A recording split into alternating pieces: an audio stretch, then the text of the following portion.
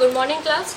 Today I would be beginning with a new exercise, that is exercise 3E, and in that particular exercise the first question says 5 chairs and 4 tables cost rupees 5600 while 4 chairs and 3 tables cost rupees 4340. Find the cost of a chair and that of a table. तो इसमें हम लोग को करना क्या है, हम लोग को ये पता करना है कि एक टेबल और एक चेयर की कॉस्ट कितनी होगी। मैंने कहा कि लेट, जो चीज़ हम लोग को ढूंढनी होती है उसी को हम लोग लेट कर लेते हैं। तो मैंने टेबल और चेयर की कॉस्ट को एक्स और वाई अज्यूम कर लिया, क्योंकि हम लोग एक्स और वाई डिफरेंट प्राइस इसलिए अज्यूम करेंगे क्योंकि हम लोग को हम सभी को पता है टेबल की प्राइस कुछ अलग होगी और चेयर की प्राइस कुछ अलग होगी। And apart from that we are reading linear equation in 2 variables, तो हम लोग को 2 वेरिएबल्स तो लेने ही पड़ेंगे कम से कम। So that's I have taken x and y. Then after the equation बहुत इजी बन जाएगी। 5 चेयर्स है मतलब 5x, 4 टेबल्स है मतलब 4y is equals to 5600। Same way 4 chair मतलब 4x, 3 टेबल्स मतलब 3y इज इक्वल्स टू 4340। मैंने ये 2 इक्वेशन बना ली। Now after this I need to eliminate x। तो अगर मुझे x को एलिमिनेट करना है तो 5 के टेबल में 4 कॉमन आएगा तभी तो 20 मिलेगा, और 4 का मल्टीप्लाई 5 से कर देंगे तब भी 20 मिलेगा। तो मैंने क्या करा, x को एलिमिनेट करा। तो मैंने इस इक्वेशन को 4 से मल्टीप्लाई और इस वाली इक्वेशन को 5 से मल्टीप्लाई कर दिया। आफ्टर दिस साइन सब्ट्रैक्ट कर दिया। Then after I get the value of y as 700, putting the value of y over this equation and I will find the value of x। So I did the same thing and then I got the value of x as 560. Therefore I can say that the cost of a chair is 560 and that of a table is 700. Then after, question number 2 is same as question number 1, so you can do by yourself. Question number 3 says a lady has only 25 पैसा and 50 पैसा coins in her purse। मतलब एक कोई purse है उसमें 2 type के पैसे पड़े हुए हैं, एक 25 पैसे के मतलब 25 पैसे के कुछ सिक्के पड़े हुए हैं और 50 पैसे के। If she has 50 coins in all, मतलब उस जो पर्स में जितने भी पैसे पड़े वो टोटल कितने हमें 50 दे रखा है, एंड उस 50 कॉइन की वैल्यू कितनी दे रखी है, rupees 19.50। How many coins of each kind does she have. Question बहुत सिंपल है। उसने ये कहा है कि कितने कॉइन्स उसके पास जो 2 टाइप के हैं वो टोटल हैं। मतलब हमें ये पता करना है कि 20 उसमें से 50 कॉइन में से 25 पैसे के कॉइन्स कितने हैं और 50 पैसे के कॉइन्स टोटल 50 में कितने हैं। तो मैंने क्या करा, मुझे जो फाइंड आउट करना है वो मैं लेट कर लूँगी। लेट द नंबर ऑफ 25 पैसा कॉइन बी x एंड 50 पैसा कॉइन बी y। तो मैंने जो मुझे ढूंढना था तो मैंने उसको क्या कर लिया, अज्यूम कर लिया। आफ्टर दिस हमें पता है अगर 25 पैसा की बात करी जाए 50 पैसा का जो एडिशन होगा वो किसके बराबर होगा, 50 के। क्यों? क्योंकि क्वेश्चन में साफ साफ दे रखा है कि एक पर्स में कुछ कॉइन्स थे। कितने कॉइन्स थे ये हम लोग को दे रखा था, पर 25 पैसा के कॉइन कितने थे और 50 पैसा के कॉइन कितने थे ये हम लोग को नहीं पता था, और यही पता करना है। तो x प्लस वाई इसलिए लिया क्योंकि हमें ये पता टोटल क्वांटिटी इन दोनों की कितनी थी, वो थी 50। आफ्टर दिस आपको ये पता उस 50 पैसे की टोटल वैल्यू कितनी थी, 19.50। आपको ये पता डेसिमल के बाद अगर कोई जीरो लगा हुआ है, it does not have any value. So one way इधर you should ignore this zero, और मेरे हिसाब से डेसिमल के बाद आप केवल इतना पढ़िए, रुपीज़ 19.5 पढ़िएगा। No need to include zero over here. And apart from that एक चीज़ रुपये में दे रखा है, बाकी की जो 2 वैल्यू है एक्स और वाई वो क्या है, हमारे पैसा है। चाहे 25 पैसा की बात करी जाए और 50 पैसा की बात करी जाए, तो बट ऑब्वियसली आपको पैसे को किस में चेंज करना पड़ेगा, रुपए में। समझ में आया? तो आपने 25 को 100 से डिवाइड कर लिया 25 पैसे को। क्यों? क्योंकि एक पैसे में कितने, एक रुपीज़ में 1 रुपीज़ इज इक्वल्स टू 100 पैसा। इस वजह से आपने 25 पैसे को 100 से डिवाइड कर दिया, 50 पैसे को भी 100 से डिवाइड कर दिया, एंड 19.50 को कुछ करने की ज़रूरत नहीं है। अगर आपको डेसिमल हटाना है तो केवल एक डेसिमल हटा के नीचे 0 बढ़ा दीजिए। No need to write 100 also. समझ में आया? अगर ये डेसिमल मैंने पहले हटा दिया होता ये 0, तो हम डिवाइड बाय किससे करते हैं 10, क्यों? क्योंकि अगर मुझे ये डेसिमल हटाना है तो हम इसको ऐसे भी तो लिख सकते हैं ₹19.5 डेसिमल हटा के नीचे 10, नो नीड टू राइट 100। अगर आप इसको 25 के टेबल को पढ़ेंगे तो 25 4 100 होता है, तो x/4 plus y/2 is equals to 19.5। ठीक है, आप इन दोनों इक्वेशन को सॉल्व करेंगे, इक्वेशन फर्स्ट एंड 2। अब आपको क्या करेंगे, अब आप देख सकते हैं ना फ्रैक्शन में नंबर दे रखे हैं, तो इसलिए आप क्या करोगे, एलसीएम ले लोगे। एलसीएम लोगे तो कितना आएगा 4, तो x plus 2y is equals to 19.5 into 4। ये मैंने आपको और सिंप्लीफाइड वे में करके दिखा दिया है। आफ्टर दिस दोनों इक्वेशंस को सॉल्व कर लीजिए, x को एलिमिनेट कर दीजिए। मुझे नहीं लगता मुझे बार बार समझाना पड़ेगा कि आपको आगे इक्वेशंस कैसे सॉल्व करनी है। x को एलिमिनेट कर दीजिए, माइनस के 2y में से प्लस का y गया तो माइनस का y बचेगा, 50 में से माइनस का 78 जाएगा तो माइनस का 28 बचेगा। This minus and this minus will cut and the value of y is 28। इस इक्वेशन में पुट कर देंगे और आपको x की वैल्यू 22 मिल जाएगी। So the number of 25 paisa coins are 22 and that of 50 paisa coins are 28। Proceeding further, third के बाद फोर्थ, फिफ्थ और सिक्स एक जैसे क्वेश्चन है। कोई भी डाउट आए, you are freely allowed to call me at any time and I will be there to take your calls and would be answering your doubts. But for that you need to respond it.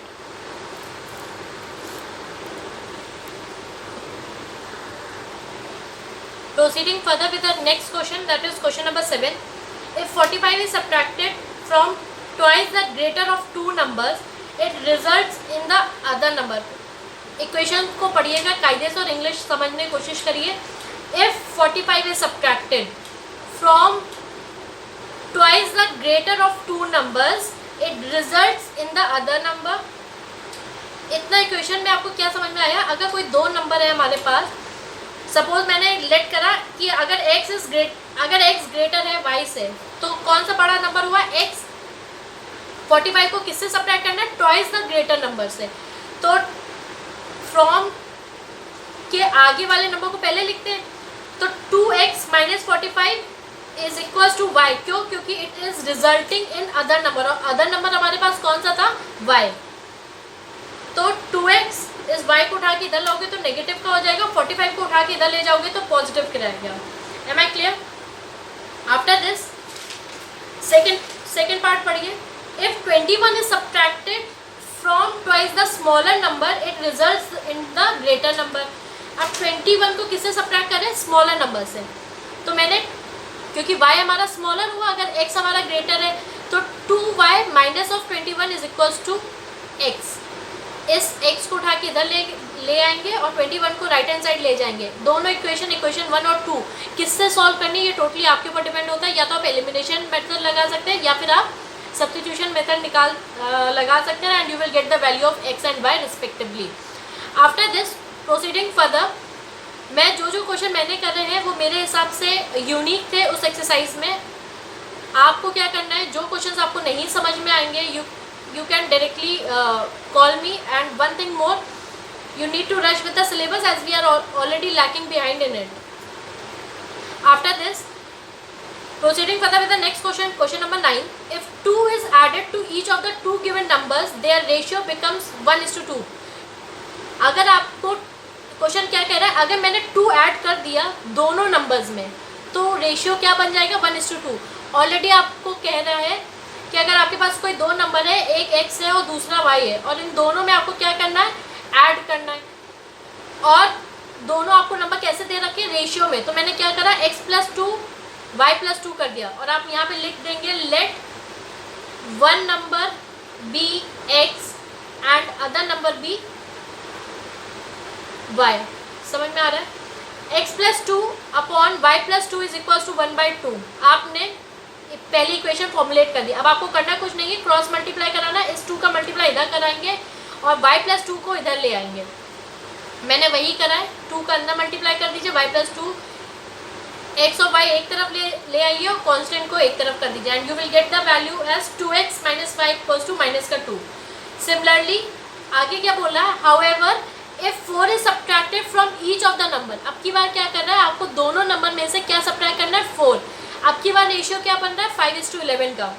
तो मैंने x - 4 कर दिया, y - 4 कर दिया, equals to 5/11। Again you need to do what, you need to cross multiply. आपने 11 को इधर multiply करा दिया और 5 से इधर मल्टीप्लाई करा दिया, और जब आप x और y को एक तरफ ले आएंगे, you will get the value as 11x minus का 5y is equals to 24।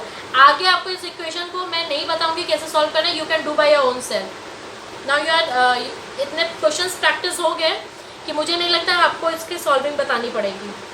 Question number 11, the sum of the digits of a two number. देखिए इस क्वेश्चन में आपको दो चीज़ें पता होनी चाहिए। डिजिट्स वर्ड होता है, डिजिट्स जब भी बात करी जाए मतलब आपसे x या y की बात करी जा रही है, और जब 10 डिजिट लिखा जाए, द 10 डिजिट, तो वहाँ पे आपसे बात करी जा रही है 10x प्लस वाई की। किसकी बात करी जा रही है, 10x प्लस वाई, मतलब एक वंस का प्लेस होगा और दूसरा किसका प्लेस होगा, टेंस, तो इसीलिए इसको बोला जाता है 10 digit number, 10x plus y. Question पढ़ने जा रही हूँ। The sum of the digits of a 2 digit number is 12। The number obtained by interchanging its digits exceeds the given number by 18 and find the number। Question parts में पढ़ती हूँ जिसे आपको एक एक करके बताएं। The sum of the digit, साफ साफ बोल रहा है आपको सम किसका करना है, डिजिट का, मतलब x प्लस वाई की वैल्यू कितनी है, 12। एक इक्वेशन आपकी बन गई, इसके बाद फुल स्टॉप है। कैन यू सी दिस, और क्वेश्चन आपकी बुक में भी दे रखा है, आप देख सकते हैं। x plus y equals to 12, ये आपकी इक्वेशन फर्स्ट है। दूसरा एक पार्ट क्या बोला है, द नंबर ऑब्टेन्ड, यहाँ पे किस नंबर की बात करी जा रही है, 10 नंबर की, 2 डिजिट नंबर की, सॉरी 2 डिजिट नंबर की बात करी जा रही है। तो 2 डिजिट नंबर आपका क्या है, the number obtained by interchanging it's digit. अब की बात जो 2 डिजिट का नंबर है वो उसकी जो वैल्यूज़ है वो इंटरचेंज हो गई है। आपका ये देखिए, आपकी 10 इंटरचेंज जब करोगे, आपका ओरिजिनल नंबर क्या है 10 डिजिट का, 10x प्लस वाई, और जब इसको इंटरचेंज करोगे तो क्या हो जाएगा, 10y प्लस x। समझ में आ रहा है। तो क्वेश्चन आपका कह रहा था, the number obtained by interchanging it digits exceeds the given number by 18। ये जो क्वेश्चन क्या बोला था, जब हमने इंटरचेंज कर दिए तो जो नंबर ऑब्टेन्ड हुआ वो 18 टाइम्स ज़्यादा था इस वाले नंबर से। तो ऑब्वियसली कौन सा नंबर बड़ा हुआ, ये 10y प्लस x का। और या आप ऐसा समझ लीजिए, क्वेश्चन फिर से मैं पढ़ रही हूँ second part, the number obtained by interchanging in digits exceeds the given number by 18। Question साफ साफ बोल रहा है, जब हमने डिजिट्स इंटरचेंज कर ली तो जो नंबर था हमारा वो उससे 18 टाइम, जब नंबर इंटरचेंज हो गया तो वो एक्सीड कर गया, 18 गुना एक्सीड कर गया। तो इसका मतलब जब जो इंटरचेंजिंग नंबर है वो बड़ा नंबर है, क्योंकि साफ साफ बोल रहा है जब नंबर हमने इंटरचेंज करा तो वो वाला जो नंबर है वो 18 टाइम एक्सीड कर गया गिवन नंबर से, और हमारा गिवन नंबर क्या था, 10x प्लस वाई। तो 10y प्लस x में से माइनस कर दिया गिवन नंबर को, क्यों, क्योंकि वो 18 टाइम ज़्यादा था, and that is equals to 18। आप जब इसको सॉल्व करेंगे तो 9y minus 9x equals to 18, ये आपकी सेकंड इक्वेशन बन जाएगी। दोनों इक्वेशंस को कैसे सॉल्व करना है, either you can multiply the first equation by 9 and you will get the answer. I am clear with it. Question number 11 के बाद मैं क्वेश्चन नंबर 15 डिस्कस करने जा रही हूँ।